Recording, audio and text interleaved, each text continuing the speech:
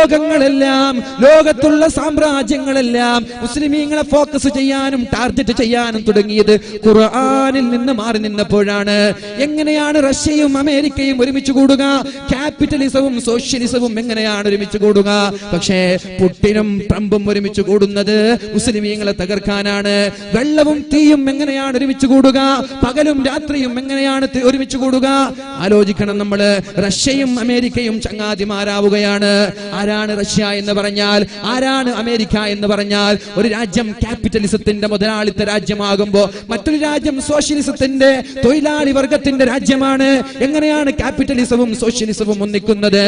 പക്ഷേ ഇരകള് മുസ്ലിമാകുമ്പോ, ശത്രുക്കള് മുസ്ലിമാകുമ്പോ അവിടെ ക്യാപിറ്റലിസവും സോഷ്യലിസവും എന്ന ഉപാധിയില്ല, രാത്രിയും പകലും എന്ന ഉപാധിയില്ല, തീയും വെള്ളവും എന്ന ഉപാധിയില്ല. മുസ്ലിമീങ്ങളെ നശിപ്പിക്കാൻ, മുസ്ലിമീങ്ങളെ കരിവാരിത്തേക്കാൻ, മുസ്ലിമീങ്ങളെ നിഷ്കാസനം ചെയ്യാൻ ലോകത്തുള്ള ശക്തികളെല്ലാം ഒരുമിച്ച് കൂടാനുള്ള കാരണം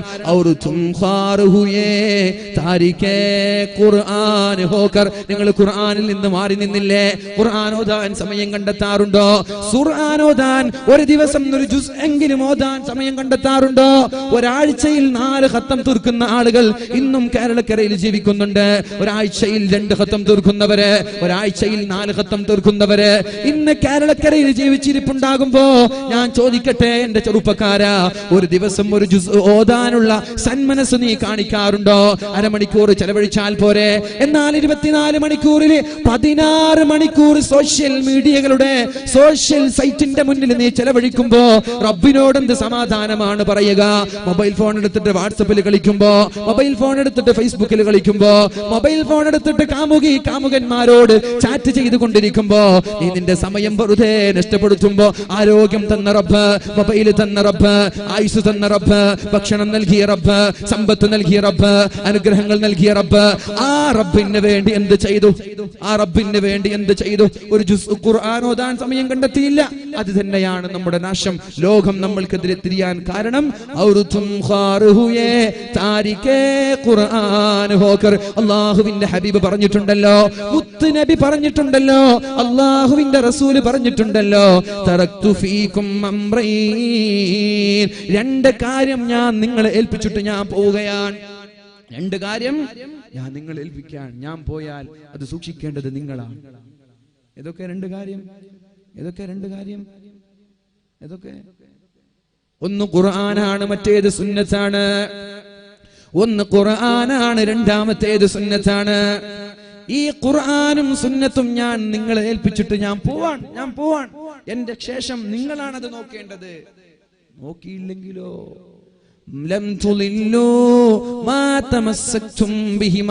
അടിവരയിട്ട് പഠിക്കേണ്ട ഹദീസാണിത്. അടിവരയിട്ട് പഠിക്കേണ്ട ഹദീസാണ് ചെറുപ്പക്കാരായത്. എന്റെ പരാജയത്തിന്റെ കൈപ്പുനീര് കുടിക്കേണ്ടി വന്നത്? എന്റെ പരാജയത്തിന്റെ അഗാധ ഗർത്തങ്ങളിലേക്ക് മുസ്ലിം സമൂഹം ഒന്നടങ്കം വീണുപോയതെന്തേ? എന്റെ GCC രാജ്യങ്ങള് അമേരിക്കക്കാരന്റെ റബ്ബർ സ്റ്റാമ്പായി പ്രവർത്തിക്കാൻ തുടങ്ങിയതെന്തേ? റാബിതത്തുൽ ഇസ്ലാമിയ എന്ന് പറയുന്ന മുസ്ലിം സംഘടന മുസ്ലിമീങ്ങൾക്ക് വേണ്ടി ഇന്നലെ വരെ മുസ്ലിമീങ്ങൾക്ക് വേണ്ടി, യതീംഖാനകൾക്ക് വേണ്ടി, മതസ്ഥാപനങ്ങൾക്ക് വേണ്ടി ലക്ഷക്കണക്കിന് സംഭാവനകൾ നൽകിയപ്പോ ഇന്ന് റാബിതത്തുൽ ഇസ്ലാമിയയിൽ നിന്ന് ഒരു 5 കാശ് പോലും മുസ്ലിം സമുദായത്തിന്റെ സ്ഥാപനങ്ങളിലേക്ക് എത്തിച്ചു കൊടുക്കാൻ പറ്റുന്നില്ല. കാരണം എന്തേ? അമേരിക്കക്കാരന്റെ ഒപ്പ് വേണം, ട്രംപിന്റെ ഒപ്പ് വേണം. അമേരിക്കക്കാരന്റെ ഒപ്പില്ലാതെ മുസ്ലിമീങ്ങളുടെ സമ്പത്ത് മുസ്ലിമീങ്ങൾക്ക് പറഞ്ഞേക്കാനും സംഭാവന ചെയ്യാനും പറ്റാത്ത കാലമായി പോയതെന്തേ? നമ്മളാണ് ഉത്തരവാദി, അവരല്ല. നമ്മളാണ് ഉത്തരവാദി. ഞാൻ തന്ന 2 കാര്യം നിങ്ങൾ മുറുകെ പിടിക്കണം. മുസാഫ് എടുത്തിട്ട് മുറുകെ പിടിക്കാനല്ല, ഖുർആൻ കൊണ്ട് ജീവിക്കണം, ഖുർആൻ ഓതണം, ഖുർആൻ പറഞ്ഞതുപോലെ ജീവിക്കണം. ഖുർആനിൽ പറഞ്ഞിട്ടില്ല റോഡ് സൈഡിൽ ഇങ്ങനെ ആടിപ്പാടി ദോശ മറിച്ചിടുന്നത് പോലെ ബൈക്ക് എടുത്തിട്ട് ഇങ്ങനെ ഓർണടിച്ചിട്ട് കല്യാണത്തിന് പോകാൻ ഖുർആൻ പറഞ്ഞിട്ടില്ല. എന്ത് സംസ്കാരാണത്? എന്ത് സംസ്കാരം? ചീഞ്ഞു നാറുന്ന സംസ്കാരം. പാശ്ചാത്യൻ പോലും ചെയ്യാൻ മടിക്കുന്ന സംസ്കാരം നമ്മൾ ചെയ്യാൻ. അല്ലാഹുവേ, പടച്ച റബ്ബേ, നീ ഞങ്ങളൊക്കെ കാക്കണേ അല്ലാഹ്. എൻ്റെ ചെറുപ്പക്കാർക്കൊക്കെ നീ ബോധം നൽകണേ റബ്ബേ. ഇതൊക്കെ കാണുമ്പോൾ കണ്ണിൽ നിന്ന് വെള്ളം വരാറുണ്ട് പല സമയങ്ങളിൽ. എന്ത് രസമാണ് ഇതിൽ കിട്ടുന്നതെന്ന് ആലോചിക്കുന്നത്. എന്ത് രസം, എന്ത് ടേസ്റ്റാണ് ഇതിൽ നിന്ന് ലഭിക്കുന്നത്. ഈ റോഡിൽ ചട്ടിയിട്ട് ട്രൗസർ ഇട്ട് തുള്ളിയാലും ചാടിയാലും എന്ത് രസമാണ് ഇതിൽ കിട്ടാനുള്ളത്. എന്തേ ചിന്തിക്കാത്തത്? എന്തേ ബോധം വരാത്തത്? അലം യഅ്നി, സമയമായിട്ടില്ലേ ചെറുപ്പക്കാരാ? സമയമായിട്ടില്ലേ? അലം യഅ്നി ലില്ലദീന ആമനൂ അൻ തഖ്ശഅ ഖുലൂബുഹും ലിദിക്രില്ലാഹി വമാ നസല മിനൽ ഹഖ്. പരിശുദ്ധമായ ഖുർആനിന്റെ വചനങ്ങൾ കാതോർത്തുകൊണ്ട് നന്നാവാനുള്ള സമയമായിട്ടില്ലേ? അലം യഅ്നി, സമയമായിട്ടില്ലേ ചെറുപ്പക്കാരാ? സമയമായിട്ടില്ലേ ചെറുപ്പക്കാരാ? തഖ്ശഅ ഖുലൂബുഹും ലിദിക്രില്ലാഹ്, അല്ലാഹുവിനെ പേടിച്ച് നന്നാവാനുള്ള സമയമായിട്ടില്ലേ? ആരെയാണ് കാത്തിരിക്കുന്നത്? എപ്പ നന്നാവാമെന്ന് പറഞ്ഞിട്ടാണ് ഈ കാത്തിരിക്കുന്നത്? ഈ ആഭാസങ്ങളും കോപ്രാട്ടിത്തരങ്ങളും കോമാളിത്തരങ്ങളും എന്ന് നിർത്താമെന്നാണ് നിങ്ങൾ വിചാരിച്ചത്? അലം യഅ്നി, ചെറുപ്പക്കാരാ, സമയമായിട്ടില്ലേ? സമയമായിട്ടില്ലേ? പറയൂ, ഞാൻ നന്നാവുകയാണ്. ബലാ യാ റബ്ബി വഖദ് ആൻ, അല്ലാഹുവേ ഞാൻ നന്നാവുകയാണ്. അല്ലാഹുവേ ഞാൻ നന്നാവുകയാണ്. ഇനി ഞാനില്ല തോന്നിവാസങ്ങൾക്ക്, കല്യാണത്തിന്റെ ആഭാസങ്ങളിലേക്ക് ഞങ്ങളില്ല. വഴിയോരങ്ങളിലെ ആളുകളെ ദ്രോഹിച്ചുകൊണ്ട് വഴിപ്പോക്കരായ ആളുകൾക്ക് അവരുടെ ശാപം വാങ്ങി കുരുത്തക്കേട് കാട്ടാൻ ഞങ്ങളില്ല. വഖദ് ആൻ, വഖദ് ആൻ, യാ റബ്ബി വഖദ് ആൻ, ഞാൻ നന്നാവാൻ, ഞാൻ നന്നാവാൻ. ആ ഒരു തീരുമാനം, ആ ഒരു പ്രതിജ്ഞ നമ്മൾ എടുക്കണം. അല്ലാഹു തൗഫീഖ് ചെയ്യട്ടെ. അല്ലാഹു റബ്ബ് സുബ്ഹാനഹു വ തആല തൗഫീഖ് നൽകുമാറാവട്ടെ. പറഞ്ഞു വരുന്നത്, കഞ്ചാവിന്റെ അഡിക്റ്റായി പോവരുത്. കള്ള് കുടിപ്പിക്കട്ടെ. മത്തായി പോയാൽ കാല് മുറിക്കാൻ എളുപ്പമല്ലേ? വേണ്ട, ഹറാമ് കൊണ്ട് എന്റെ ശരീരത്തെ ചികിത്സിക്കരുത്. അവസാനം പറഞ്ഞത്, ബലാമായി നിങ്ങളുടെ ശരീരത്തെ 4-5 ആളുകൾ പിടിച്ചിട്ട് കൈയും കാലും കെട്ടിയിട്ട് നിങ്ങളുടെ കാല് മുറിക്കട്ടെ. വേണ്ട, ഇതിനേക്കാളും എളുപ്പവഴി ഞാൻ നിങ്ങൾക്ക് പറഞ്ഞു തരാം. സമയം 12:03. ഞാൻ പറഞ്ഞ സമയം കഴിഞ്ഞു. ഇനി ഒരു 10 മിനിറ്റ് കൂടി ഞാൻ നിങ്ങളോട് സമ്മതം ചോദിക്കുകയാണ്. കുഴപ്പമൊന്നുമില്ലല്ലോ? കുഴപ്പമൊന്നുമില്ലല്ലോ? ഒരു 10 മിനിറ്റ് ഇൻഷാ അല്ലാഹ്. അതുകൊണ്ട് മഹാനായ ഉർവത്ത് ഇബ്നു സുബൈർ റളിയല്ലാഹു അൻഹു, അല്ലാഹുവിന്റെ ഹബീബിന്റെ പ്രിയപ്പെട്ട സ്വഹാബി ചോദിക്കുകയാണ്, പറയുകയാണ്, ബലമായിട്ട് എന്റെ കാല് മുറിക്കണ്ട, അതിനൊരു പരിഹാരം ഞാൻ തരാം. എന്താണ് ആ പരിഹാരം? വുളൂ ചെയ്തു നിസ്കാരത്തിലേക്ക് കടന്നു വന്നു. ബിസ്മില്ലാഹിർ റഹ്മാനിർ റഹീം, അൽഹംദുലില്ലാഹി റബ്ബിൽ ആലമീൻ, അർറഹ്മാനിർ റഹീം, മാലികി യൗമിദ്ദീൻ, ഇയ്യാക നഅ്ബുദു വ ഇയ്യാക നസ്തഈൻ. ഫാത്തിഹ ഓതി, സൂറത്ത് ഓതി, റുകൂ ചെയ്തു, സുജൂദിൽ പോയി. അദ്ദേഹം പറഞ്ഞിരുന്നു, ഞാൻ സുജൂദിൽ പോയാൽ എനിക്ക് പിന്നെ പരിസര ബോധം ഉണ്ടാവൂല. എൻ്റെ കാമുകനുമായി, റബ്ബുമായി സംസാരത്തിലായിരിക്കും. കാമുകനാരാ? നമ്മുടെ കാമുകനാരാ? നമ്മുടെ കാമുകയാരാ? റബ്ബാണ്. കാമുകിയോട് ഹെഡ്ഫോൺ വെച്ച് സംസാരിച്ചുകൊണ്ട് റെയിൽവേ ട്രാക്കിലൂടെ ഇങ്ങനെ നടന്നു പോകുമ്പോഴാണ് വല്ലാത്ത ഗർജനത്തോടെ ട്രെയിൻ വന്നപ്പോൾ കേട്ടിട്ടില്ല, ട്രെയിനിന്റെ ചൂളം വിളി കേട്ടിട്ടില്ല. ഹെഡ്ഫോൺ വെച്ചിട്ട് കാമുകിയുമായി ലയിച്ചിരിക്കുകയാണ്. അപ്പോൾ ട്രെയിനിന്റെ ശബ്ദം അറിഞ്ഞിട്ടില്ല, ഹോൺ അടിച്ചത് അറിഞ്ഞിട്ടില്ല, ചൂളം വിളി കേട്ടിട്ടില്ല, ലയിച്ചു പോയി കാമുകിയുമായി. അതേപോലെ യഥാർത്ഥ കാമുകനായ റബ്ബുമായി സുജൂദിൽ ലയിക്കുകയാണ്. ഞാനെങ്ങനെ ലയിച്ചാൽ നിങ്ങൾ എൻ്റെ കാല് മുറിച്ചു മാറ്റണം. അദ്ദേഹം സുജൂദിൽ കിടന്നു, നിശ്ചലനായി, പരിസര ബോധമില്ല. ഡോക്ടർമാർ ഓടി വന്ന് കാല് മുറിച്ചു മാറ്റി. കാലിൽ നിന്ന് രക്തം ഇങ്ങനെ ഒഴുകുകയാണ്. ഒഴുകുമ്പോൾ ശക്തമായ ചുട്ടുപൊള്ളുന്ന എണ്ണ കൊണ്ടുവന്ന് രക്തം ഒഴുകാതിരിക്കാൻ ആ കാലിലേക്ക് ചുട്ടുപൊള്ളുന്ന തിളച്ചുമറിയുന്ന എണ്ണ വെച്ചപ്പോ അദ്ദേഹം റളീനാ ബില്ലാഹി റബ്ബാ വബിൽ ഇസ്ലാമി ദീനൻ വബിമുഹമ്മദിൻ നബിയാ എന്ന് പറഞ്ഞു ബോധം കെട്ട് നിലത്തു വീണു. കാല് പച്ചക്കാലിങ്ങനെ മുറിക്കാൻ. മീശ എടുക്കുമ്പോ ചുണ്ട് മുറിഞ്ഞാ പഠിച്ചു ഓടിപ്പോവില്ല നമ്മള്, അല്ലെ? മീശ എടുക്കുമ്പോ ചുണ്ടെങ്ങാനും കത്രിക കൊണ്ടാ മതി, നമ്മൾ ഓടിപ്പോകൂലേ? നമ്മൾ ആലോചിക്കണം, കാല് തൊട ഇങ്ങനെ മുറിച്ചു മാറ്റി. രക്തം ഒഴുകുമ്പോ രക്തം ഒഴുകാതിരിക്കാൻ ശക്തമായി തിളച്ചു മറിയുന്ന എണ്ണയിൽ മുക്കി. അപ്പൊ ബോധം കെട്ടു. റളീനാ ബില്ലാഹി റബ്ബാ വബിൽ ഇസ്ലാമി ദീനൻ വബിമുഹമ്മദിൻ നബിയാ. അല്ലാഹുവേ, നീ എന്റെ റബ്ബാണെന്നും എന്റെ ഹബീബ് പ്രവാചകനാണെന്നും നിന്റെ ദീനാണ് ഏറ്റവും നല്ല മതമെന്നും ഞാൻ വിശ്വസിക്കുന്നു എന്ന് പറഞ്ഞിട്ട് അദ്ദേഹം ബോധം കെട്ട് നിലത്ത് വീണു. പക്ഷേ ആ ബോധം കെട്ട് നിലത്ത് വീണതിനിടയിൽ അദ്ദേഹത്തിന്റെ മുഹമ്മദ് എന്ന് പറയുന്ന കൊച്ചുമോനെ ഒട്ടകം ചവിട്ടിക്കൊല്ലുകയുണ്ടായി. കൂനിന്മേൽ കുരു എന്ന് പറയൽ ഇതാണ്. ഒരു പ്രയാസം, അതിന്റെ മുകളിൽ വേറൊരു പ്രയാസം.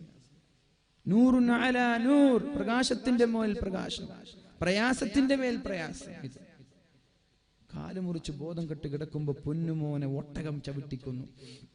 ആളുകൾ സംശയത്തിലായി. എന്താ ഇപ്പൊ പറയാ? കണ്ണു തുറന്നാൽ ഏത് വിഷയത്തിലാ സമാധാനിപ്പിക്കുക? അവര് പറഞ്ഞു, ബോധം തുറന്നപ്പോ, കണ്ണ് തുറന്നപ്പോ പറഞ്ഞു, അള്ളാഹു നിങ്ങൾക്ക് പ്രതിഫലം തരട്ടെ, അള്ളാഹു നിങ്ങൾക്ക് പ്രതിഫലം തരട്ടെ, നിങ്ങളുടെ മകൻ മരിച്ചു പോയല്ലോ. ഇന്നാ ലില്ലാഹി വ ഇന്നാ ഇലൈഹി റാജിഊൻ. അള്ളാഹു തന്നതല്ലേ അള്ളാഹു കൊണ്ടുപോയത്. 4 മക്കളെ അള്ളാഹു എനിക്ക് തന്നു, അതിൽ നിന്ന് ഒരു മകനെയല്ലേ അള്ളാഹു കൊണ്ടുപോയത്. ഇത് നമ്മൾ പഠിക്കേണ്ട ഹദീസാണ്, പഠിക്കേണ്ട ചരിത്രമാണ്.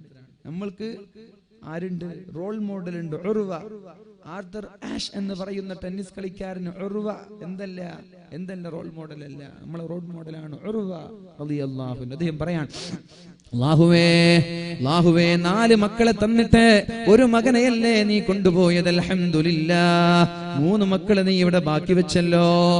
ഇത് പറയാൻ നമ്മൾക്ക് പറ്റുമോ? ഇത് പറയാൻ നമ്മൾക്ക് പറ്റുമോ? നമ്മൾ ആലോചിക്കണം. നമ്മുടെ മകൻ മരിച്ചാല് പെണ്ണുങ്ങൾ തലക്കടിച്ചു, തലമുടിയൊക്കെ പിരിച്ചെടുത്തു, കുപ്പായം കയറി, ഒച്ച വെച്ചു, വട്ടയസിച്ചു. എന്ത് നേട്ടം? മരിച്ച മകൻ തിരിച്ചു കിട്ടുമോ? മരിച്ചുപോയ മകൻ പുനർജനിക്കോ? ഇല്ല. എന്ത് നേട്ടം? അതുകൊണ്ട് പെണ്ണുങ്ങളോട് പറയാണ്, ഇന്നാ ലില്ലാഹി വ ഇന്നാ ഇലൈഹി റാജിഊൻ. അല്ലാഹുമ്മ അജ്ർനി ഫീ മുസീബതി വ അഖ്ലിഫ് ലീ ഖൈറൻ മിൻഹാ. ഈ ഒരു ദിക്ർ നിങ്ങൾ കാണാതെ പഠിക്കണം. ഈ ഒരു ദിക്ർ നിങ്ങൾ കാണാതെ പഠിച്ചാൽ നിങ്ങളുടെ ജീവിതത്തിൽ ഏറ്റവും വലിയ നേട്ടമായിരിക്കും. നിങ്ങളുടെ ജീവിതത്തിൽ എന്തു പ്രയാസം വന്നാലും ഉടനെ പറയണം, ഇന്നാ ലില്ലാഹി വ ഇന്നാ ഇലൈഹി റാജിഊൻ. അതെല്ലാവർക്കും അറിയാം അല്ലേ?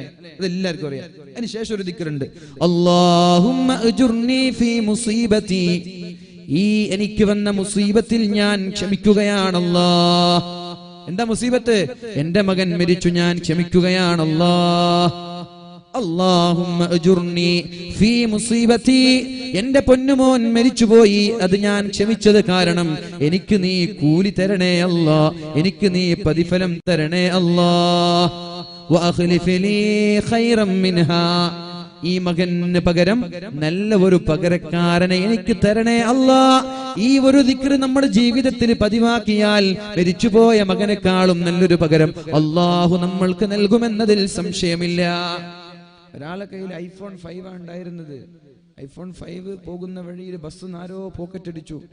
വീട്ടിലെത്തി നോക്കുമ്പോൾ iPhone 5 ഇല്ല. അതന്നെ ഉപ്പാന്റെ കാലും കൈയും പിടിച്ചിട്ട്, ഉപ്പ എനിക്കൊരു iPhone വേണം, ഒരു ആപ്പിൾ വേണമെന്ന് പറഞ്ഞിട്ട് ചോദിച്ചതാ. അങ്ങനെ ഉപ്പ കൊടുത്തതാ. 2 ദിവസമാകുമ്പോൾ പോക്കറ്റ് അടിച്ചു. എന്താ പിന്നെ ചെയ്യാ? ഇന്നാ ലില്ലാഹി വ ഇന്നാ ഇലൈഹി റാജിഊൻ. അല്ലാഹുമ്മ അജ്ർനി ഫീ മുസീബതി വ അഖ്ലിഫ് ലീ ഖൈറൻ മിൻഹാ. അല്ലാഹുവേ, എന്റെ ആപ്പിൾ 5 നഷ്ടപ്പെട്ടു പോയിരിക്കുകയാണ്, അതിൽ ഞാൻ ക്ഷമിക്കുകയാണ്. വ അഖ്ലിഫ് ലീ ഖൈറൻ മിൻഹാ. ഇതിനേക്കാളും നല്ല ഒന്ന് എനിക്ക് പകരം തരണേ. ഈ ഒരു ദിക്ർ ജീവിതത്തിൽ പതിവാക്കിയാൽ ആപ്പിൾ 6 നിങ്ങൾ അറിയാതെ നിങ്ങൾക്ക് കിട്ടും. ഞാൻ പറയല്ല, ഞാൻ ഉദാഹരണം ആപ്പിൾ ആക്കിയതാണ്. നമ്മുടെയൊക്കെ ഒരു താല്പര്യമാണല്ലോ ആപ്പിൾ എന്ന് പറഞ്ഞ അല്ലേ? ഇല്ലാത്തവനും ഉള്ളവനൊക്കെ പിടിക്കുന്ന ഒരു സാധനമാണല്ലോ, അതുകൊണ്ട് പറഞ്ഞ.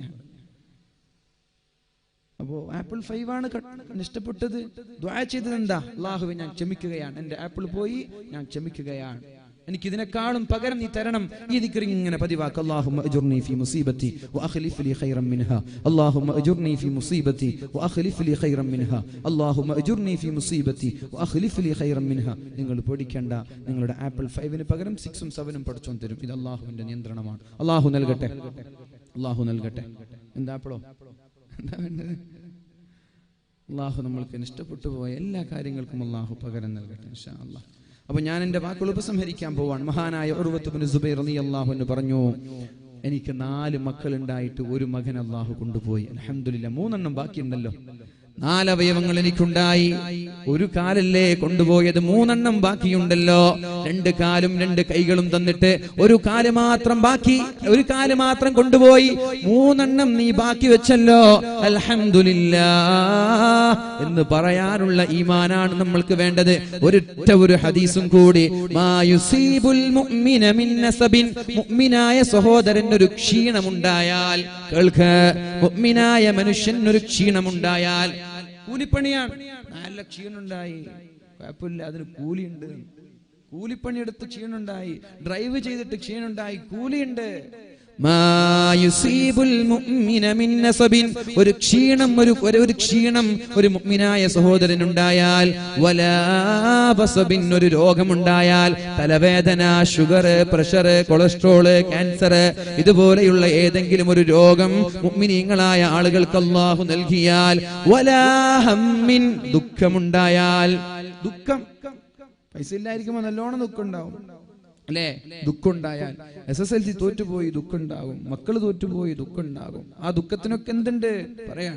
വലാ ഹമ്മിൻ, ദുഃഖമുണ്ടായാൽ, വലാ ഹുസ്നിൻ, വിഷമമുണ്ടായാൽ, വലാ അദൻ, ബുദ്ധിമുട്ടുണ്ടായാൽ, പോകുന്ന വഴിയിൽ കല്ല് തട്ടി വീഴാൻ പോയാൽ, നമ്മൾ നടന്നു പോകുമ്പോഴാണ് അറിയാതൊരു കല്ല് കാലിൽ തട്ടി വീഴാൻ പോയത്, വലാ അദൻ, ഒരു ബുദ്ധിമുട്ട് നമ്മുടെ ജീവിതത്തിൽ ഉണ്ടായാൽ, വലാ ഗമ്മിൻ, അതുപോലെ എന്തെങ്കിലും ഒരു പ്രയാസം ഉണ്ടായാൽ, നടന്നു പോകുമ്പോഴാണ് കാലിലേക്ക് ഒരു മുള്ളു തറച്ചത്, നടന്നു പോകുമ്പോഴാണ് കാലിലേക്ക് ഒരു കല്ല് തറച്ചത്, വൈകുന്നേരങ്ങളിൽ ഫുട്ബോൾ കളിക്കുമ്പോഴാണ് കാലിലേക്ക് ഒരു കല്ല് തറച്ചത്, കാലിലേക്ക് തറക്കുന്ന ഒരു മുള്ളു പോലും ഇല്ലാ കഫറല്ലാഹു ബിഹാ മിൻ ഖതായാ, അത് കാരണത്താൽ നമ്മുടെ തിന്മയുടെ ഏടിൽ നിന്ന് അല്ലാഹു തിന്മകളെ മായ്ച്ചു കളയുമെന്ന് മുഹമ്മദുർ റസൂലുള്ളാഹ്. ഷുഗർ വന്നാൽ 10,000 രോഗങ്ങളാണ് അല്ലാഹു മായ്ച്ചു കളയുന്നത്.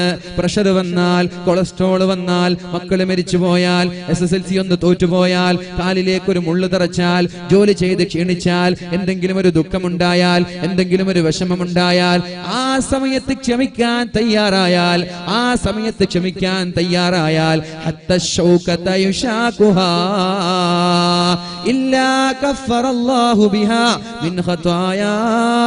അത് കാരണം അവന്റെ ജീവിതത്തിലെ സകലമാന പാപങ്ങളും അല്ലാഹു പുറത്തു കൊടുക്കുമെന്ന് പരിശുദ്ധ റസൂലുള്ളാഹ്.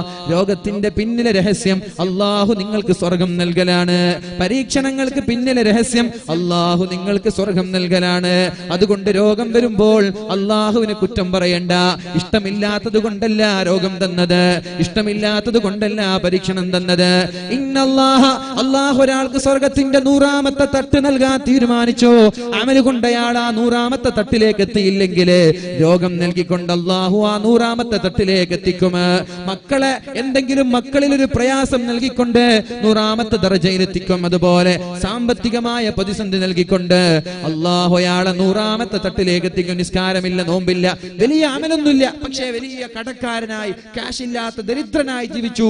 അതിലൊക്കെ അല്ലാഹു തന്നതല്ലേ, കുഴപ്പമില്ല, ഞാൻ ക്ഷമിച്ചോളാം. മക്കൾക്ക് 4 മക്കളാണ്, 4 മക്കൾക്കും ക്യാൻസറാണ്. അങ്ങനെ ആളില്ലേ? 2 കൈയില്ലാത്ത ഉപ്പമാരില്ല, മക്കൾക്ക് 2 കൈയില്ല. അങ്ങനെ എത്ര ഉപ്പമാരുണ്ട്?